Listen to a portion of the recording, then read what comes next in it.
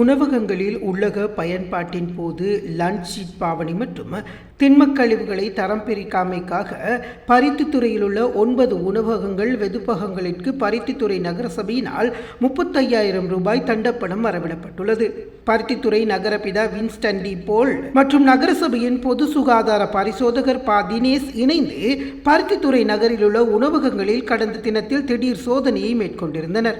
இதன்போது 3 உணவகங்களில் உள்ளக பாவனையின் போது லஞ்ச் ஷீட் பயன்படுத்தியமை உறுதி செய்யப்பட்டது. குறித்த உணவக உரிமையாளர்களுக்கு தலா 5,000 ரூபாய் தண்டப்பணம் விதிக்கப்பட்டது. இவர்களில் ஒருவர் தண்டப்பண தொகையினை செலுத்திய நிலையில் 2 உணவக உரிமையாளர்களிடம் தண்டப்பணம் மறவிடும் நடவடிக்கை மேற்கொள்ளப்பட்டுள்ளதாக நகரசபையின் பொது சுகாதார பரிசோதகர் ப. தினேஷ் தெரிவித்துள்ளார். அத்துடன் 6 உணவகங்கள் வெதுப்பகங்களில் திண்மக் கழிவுகளை தரம் பிரிக்காது பேணியமை நகரபிதாவின் பிரசன்னத்தின் மேற்கொள்ளப்பட்ட திடீர் சோதனையின் போது உறுதி செய்யப்பட்டதை அடுத்து குறித்த கடைகளுக்கு தலா 5,000 ரூபாய் என 30,000 ரூபாய் தண்டப்பணம் அறவிடப்பட்டுள்ளது எனவும் தெரிவிக்கப்பட்டுள்ளது.